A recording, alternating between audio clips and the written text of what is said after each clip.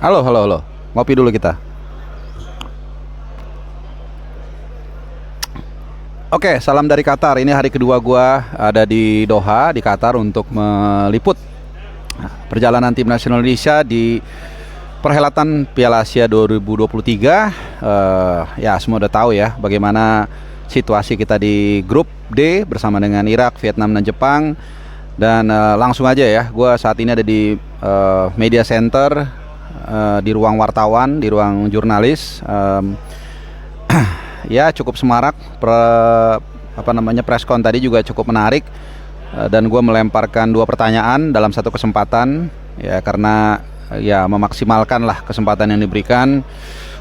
Dan untuk sedikit gue kasih background buat kalian teman-teman ya. Jadi ini gue dari tadi juga agak lama mencari background ya, buat supaya kalian ada pandangan ya, ada bayangan, bisa juga lebih dekat dengan gue melihat situasi di ruang di media center kali ini ya.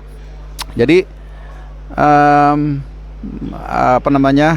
preskon tadi dihadiri oleh Sintayong, kemudian juga Asnawi Mangkualam sebagai kapten tim, dan juga interpreternya bukan JJ tapi interpreter official dari AFC. Karena agak ribet juga nih ya, biar kalian sedikit ada gambaran, karena bukan hanya dari bahasa Indonesia ke Korea ya, kadang-kadang wartawan kan juga ada dari Irak misalnya yang mau tanya ke Sintayong, dia dalam bahasa Inggris, kemudian ditranslatein sama translatornya ke bahasa Korea, lalu si Sintayong jawab, dia jawab dalam bahasa Korea, lalu ditranslatein lagi ke dalam bahasa Inggris, macam-macam lah, kadang-kadang dari bahasa Arab jadi muter-muter. Nah, jadi tadi ada beberapa pertanyaan yang dilayangkan, tapi gua akan fokus dari apa yang Sintayong jawab, merespon dari pertanyaan gua. Mungkin kalian sebagian yang tadi nonton YouTube juga sempat melihat ya bagaimana atau apa pertanyaan yang gue lempar. Jadi ada dua pertanyaan. Pertama itu soal teknis, yaitu terkait dengan, jadi gini gue tanya, gue repetitif ya, siapa tahu kalian belum atau tadi nggak ngelihat jalannya preskon. Jadi gue tanya,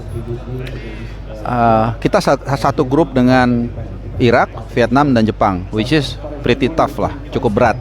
Dan gue asumsikan, gue bilang gitu, kita akan lebih banyak bertahan. Tapi kenapa kita membawa 5 striker? Pertanyaan gue seperti itu. Dan kemudian Sintayong menjawab, karena dia tidak ingin bertahan. Ya ini jawaban dia ya, terlepas dari kita asumsikan ini benar atau tidak, bagian dari strategi atau bagian dari cywar ya. Kita tidak tahu, tapi yang jelas dia jawab seperti itu, bahwa kita ingin bermain lebih menyerang, kita tidak mau defense, nggak mau parkir bus atau low block bahasanya dia. Dan dia juga mengatakan dia tidak terlalu mementingkan results. Nah ini yang paling penting teman-teman ya. Jadi mungkin ada sedikit, kalau gue melihat dari sudut pandang gue, ada sedikit perbedaan sudut pandang dari masyarakat atau netizen Indonesia bahkan mungkin juga PSSI ya, mungkin dengan Sintayong. Tentu kalau kita tanya atau gue tanya ke kalian, pasti kalian menginginkan results ya, artinya paling nggak lolos ke 16 besar lah. Gue rasa kita semua sepakat ya, minimal.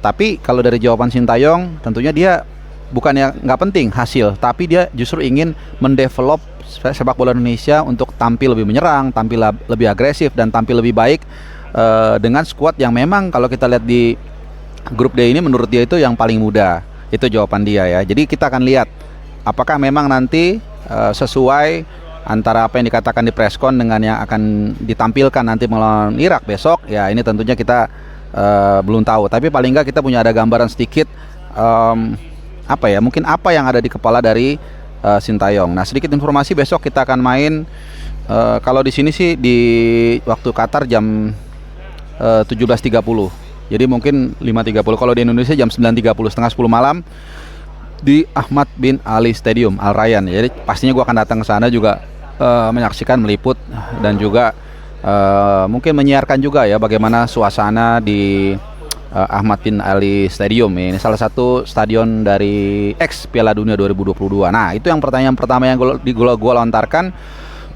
Dan pertanyaan yang kedua, gue mengatakan seperti ini. Dalam bahasa Indonesia, mewakili banyak mungkin kepenasaran dan juga keingintahuan netizen Indonesia.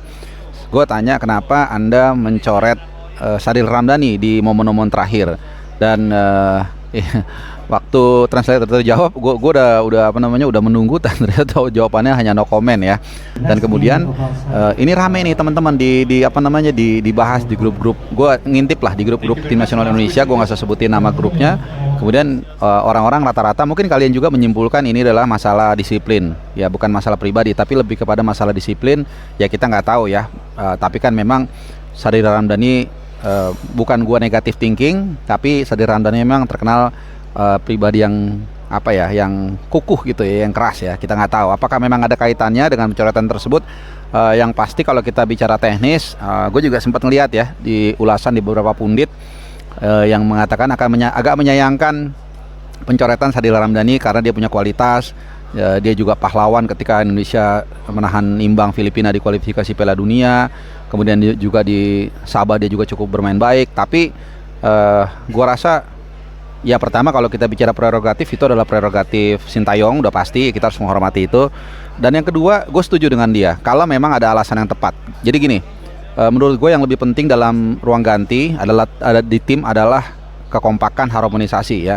Gue udah sering kali memberikan contoh misalnya di Manchester City, karena itu baru terjadi dan gue ikutin ketika musim lalu. Joe Cancelo itu berulah lah gitu ya, protes karena tidak dimainkan, kemudian dia di get rid of, dipinjamkan ke Munchen, dan di akhir musim City bisa treble winners.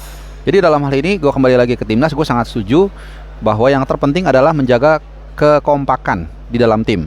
Jangan sampai karena 1-2 orang yang mungkin secara skill memang dia mumpuni, tapi kalau tidak membuat suasana tim itu bagus, mungkin ada 2 matahari misalnya, nah itu mendingan di get rid of ya, atau dikeluarkan dengan segala hormat. Dan juga sedikit gue update ya, mungkin ini di luar preskon tadi, memang Sahrul Trisna kelihatannya sudah fix ya, nggak bisa melanjutkan ke turnamen ini, dan akan digantikan Nadeo Argawinata. Jadi ini rezeki Nadeo yang walaupun bukan mungkin ya secara performa mulai agak sedikit turun. Ya kita berharap ya siapapun yang dipanggil oleh Sintayong di timnas bisa bisa tampil maksimal. Nah sedikit ya, itu di luar pertanyaan gua tadi ya, yang gua ulang lagi ke lu. Ada satu pertanyaan yang sebenarnya gue pengen tanya juga, tapi udah ditanyain oleh teman yang lain, gue lupa tadi ya, kalau nggak salah wartawan Indonesia juga, tapi gue lupa, terkait dengan lawan yang akan dihadapi Irak ini kan berat, dan kita tahu juga di kualifikasi Piala Dunia kita kalah 5-1. Nah, jawaban Sintayong menarik teman-teman. Pertama dia mengatakan bahwa melawan Irak besok ini dia jamin ada sesuatu yang berbeda. Dia juga mengatakan sudah siap untuk menghadapi kekuatan Irak yang memang tidak mudah ya. Gue nggak tahu ranking berapa nih, gue lupa ngecek. Kalau nggak salah tuh Irak 2 digit ya, kalau nggak salah. Jadi cukup bagus lah ya, cukup jauh. Cuman itu tadi ada sesuatu yang beda. Nah, gue sendiri kalaupun gue dikasih pertanyaan gue nggak akan nanya detail ya, karena pasti itu strategi taktik dirahasiakan. Nah, yang menarik adalah Sintayong mengatakan seperti ini. Nih gue suka pernyataannya. Dibilang kalau ada yang berpikir Indonesia besok itu sama dengan Indonesia ketika dikalahkan Irak 5-1 di Basrah, maka lebih baik orang tersebut berpikir ulang ya. Sorry to say, tapi gue mengatakan harus mengatakan itu. Kira-kira Sintayong mengatakan ya, lo jangan ngeremehkan Indonesia saat ini lah menghadapi Irak besok ya. Terlepas dari hasilnya apapun pertandingan besok, gue pikir pernyataan seperti ini, pernyataan yang optimis tapi tidak berlebihan, menurut gue ini sangat positif ya, untuk membangkitkan semangat para pemain, dan juga tentunya optimisme yang realistis dari netizen kita. Nah, jadi ya gue lihat sih persiapannya cukup bagus. Asnawi tadi juga hadir ya di preskon. Memang pernyataannya nggak ada yang terlalu bagaimana. Gue sempat ketemu sama dia, gue salam, gue bilang semangat besok Asnawi mainnya ya, bilang. Dan dia ya oke lah ya, mudah-mudahan salam gue tadi sedikit ya, walaupun nggak banyak ya, mungkin bisa tertancap di sanubari dia, kemudian dia bisa main maksimal. Dan bisa ya nggak usah muluk-muluk lah besok, paling nggak menahan Irak seri, dan kita berharap bisa mengalahkan Vietnam dan lolos untuk pertama kalinya ke babak 16 besar. Siapa tahu, jadi kalau nanti Asnawi cetak gol atau assist, bukan tidak mungkin itu adalah kontribusi. Ya gue sedikit boleh mengklaim lah karena gue mau greeting dia ya. Tapi ya mungkin ini jadi semacam inspirasi buat kita. Sekecil apapun kita bisa membantu apa yang kita suka, apa yang kita dukung ya, daripada kita banyak kritik, marah-marah, mungkin itu lebih baik ya. Jadi siarkan aura atau vibes positif baik dalam bersosial media maupun juga berkata-kata. Siapa tahu itu bisa membantu siapapun yang kita dukung, mau timnas, mau klub di Liga 1, mau siapapun itu bisa tampil lebih baik. Oke, terima kasih. Itu laporan gua pertama dari preskon ya, tapi juga video gua kedua gua selama di Doha di Qatar. Jadi masih banyak yang menarik, masih banyak yang keren, masih banyak yang mungkin bisa kalian lihat dari kacamata yang berbeda, yang mungkin tidak disiarkan TV. Gua akan sajikan ke kalian. Ini masih segar langsung dari Media Center di Mashrab di Doha, Qatar. Terima kasih sekali lagi. Jangan lupa subscribe, nyalakan loncengnya supaya kalian nggak kehilangan video, nggak ketinggalan video-video terbaru. Karena ini dia, kalau kalian nggak subscribe, nggak nyalain loncengnya, rugi, nggak dapat informasi yang paling otentik dan cepat.